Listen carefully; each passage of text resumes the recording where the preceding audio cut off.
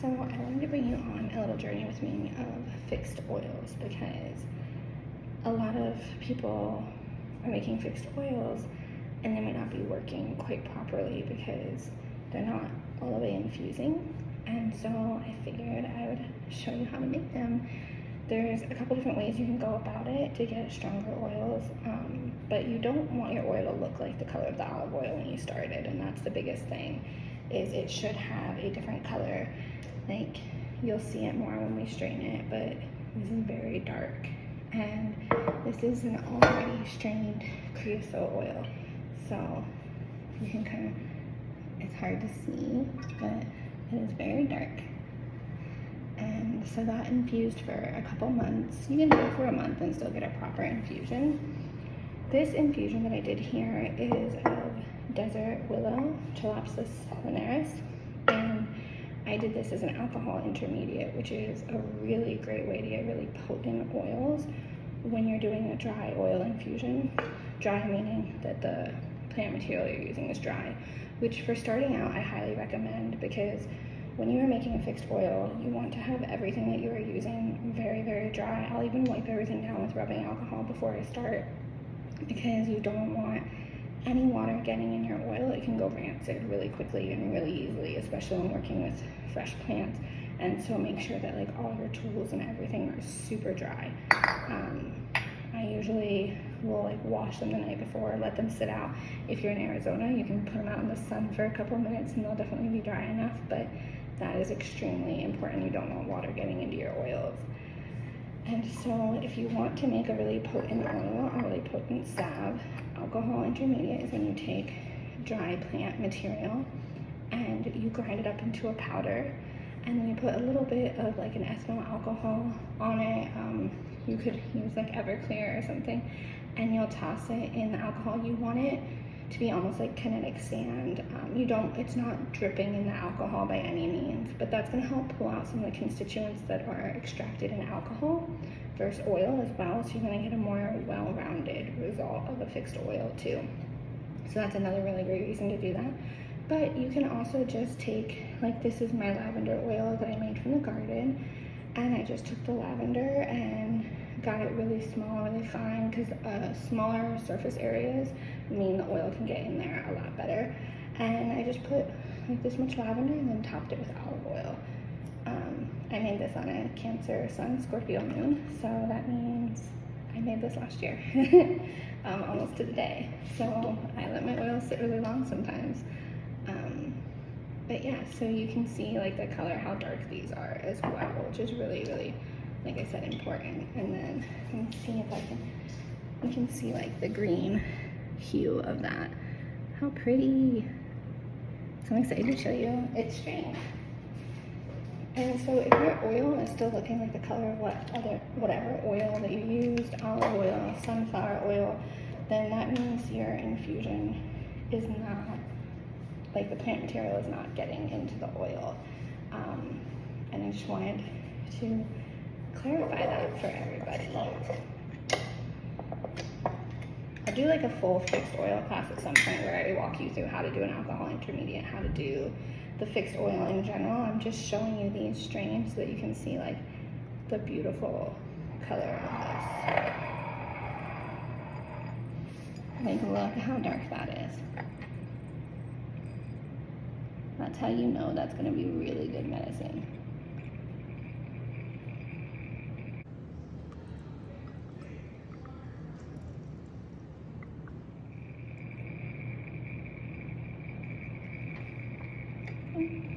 I love it.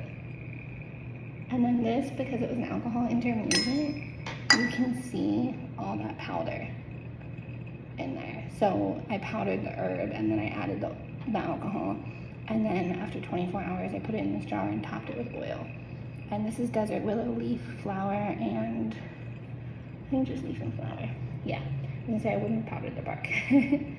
But desert willow, this is gonna be in my Wounded Warrior salve. The creosote, the desert willow, the lavender, because it's really good at healing the skin and really good for cuts and bruises. You never want to use a salve on a really deep cut. You can put it around the area, but if you're going to use it on a really deep cut, you need to be packing it into the wound. Otherwise, the top layer of skin can heal, and then you've got an infection still brewing underneath. So always like light scrapes and bruises. After that, you're going to be needing to pack a wound if it's deep. So just keep that in mind too. But I fell last year, I think it was last year,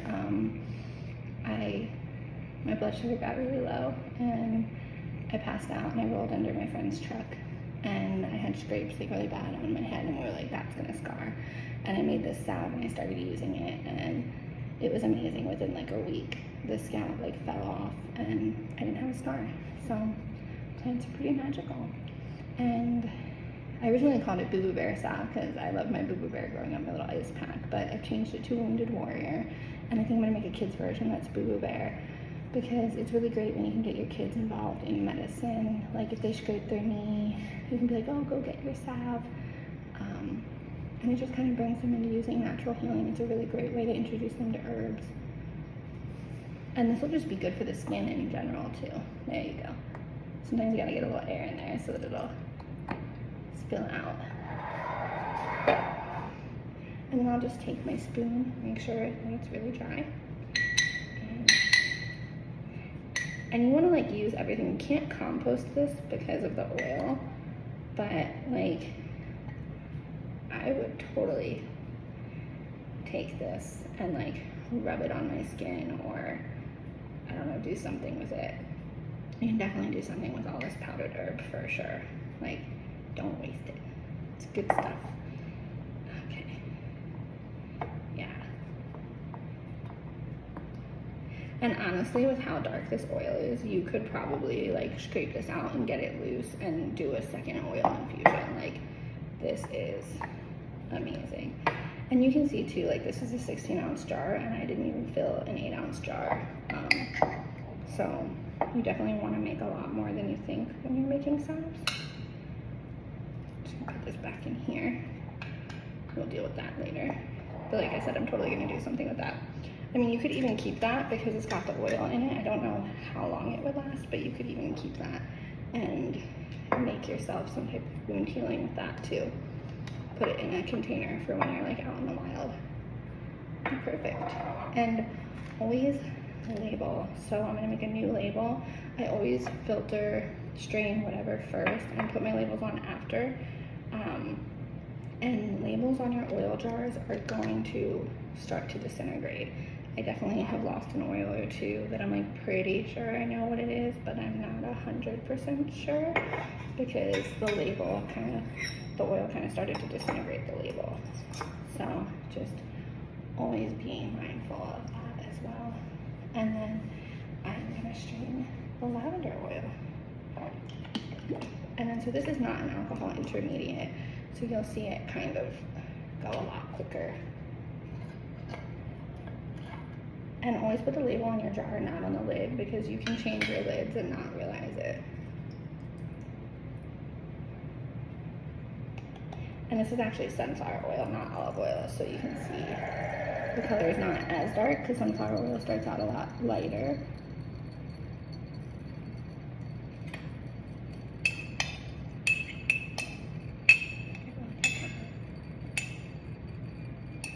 And oils are so fun to play with because you get so moisturized while working with them. So the lavender oil I made because I have my Saturn in Aquarius, and health-wise that affects the lower legs and the feet and stuff a lot.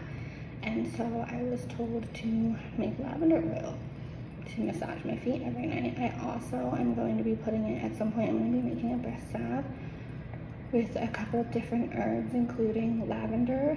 It was used a lot in the Renaissance actually as a breast salve, and so it's very soothing. Lavender can be antimicrobial. I use it in both of my salves actually for pain and wound healing. It's got a lot of benefits. Helps you sleep better, helps you relax. Great for cleaning your house and your body, honestly. So yeah. And then so I'll be turning these into salves. That's mostly what I do with my oils. I also make like my face oils and everything too. But like I said, this lavender will actually pretty much be in all my salves. I didn't realize that, but it's very sweet. The bees love her too. So it's really nice just to have in your garden and smell. Such a relaxing, really high in terpenes. So anything in the mint family is gonna have a lot of scent to it. It's gonna be really high in terpenes, and they're usually gonna make essential oils out of them, because that's the volatile oils that come off first thing, like especially when you make tea. That's why you cover your tea, because those volatile oils are coming out right away, and you don't want to lose them. It's a lot of good medicine. It's different with oil and straining. You can strain open like this because we're not adding heat. And this other thing, when you make your salves or your oils, you can do a fixed oil quicker on the stove, but you have to be very careful because you can't get it past a certain temperature or you'll just be killing off all the herbs. So I believe it's like, I don't think you want to go over like 180, 190, but a lot of stoves I'm seeing now have like a warm setting on them, and that's perfect. Still keep an eye on the temperature. You can also get some different gadgets that like keep the temperature at a certain level. But yeah, that warming stovetop is great. And then you wouldn't put a lid on it because you wouldn't want any steam or anything to get in there, because then you're adding water and then your oil goes rancid because you added water. And if you're worried you got some water in there, what I do, like this Larea oil was a fresh oil, and so I couldn't put a lid on it right away. I had to do a cheesecloth with this outer rim, and I did that for 2-3 weeks. Made sure all the water was off before officially closing it and sealing it. So there are ways with fresh plants that you can do it, but when you're just starting out, I recommend dry plants because I just think it's easier and you're less likely to go rancid. And then doing plants like rosemary, lavender, thyme, oregano, just because of their like antimicrobial and antiseptic properties, you're less likely to have your oil go rancid, and it's gonna last a lot longer.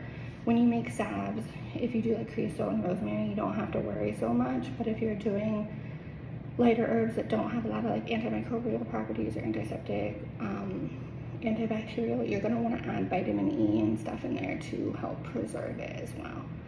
So these are just about ready. I'll probably start melting down my beeswax soon, and then my oil will get added to that, and we'll be making some salves.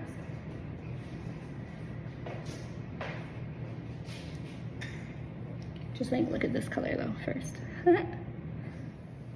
And another really great thing that I wanted to add for straining oil is cheesecloth, or even like a thin towel like this. I've been using it to clean up, so I'm not going to use it. You want a clean thin towel, and you can dump whatever you're trying to strain, your tinctures, your oils, into the towel and then squeeze it really good. And a nut milk bag also works really wonderfully. And then if you do worry or feel like maybe you got a little water, like this just looks like it's sitting a little weird after I shook it, and I'm like, there might be some water in there. So I'm gonna leave the lid off for a couple days and put like a little piece of cheesecloth over top so nothing can get in, and the water will evaporate out. But those are just some other little tidbits on how to strain more easily and what happens if you do get water. Just put a cheesecloth in and smell your oils, because they smell good, but also you'll be able to tell if something's not right. You'll eventually get a film that will be obviously mold, but you'll be able to smell that it's not going to be as good. It'll have like a little bit of a rancid smell. So yeah. And then one other really fun thing, like I said, I love straining oils because it's fun and you get really moisturized.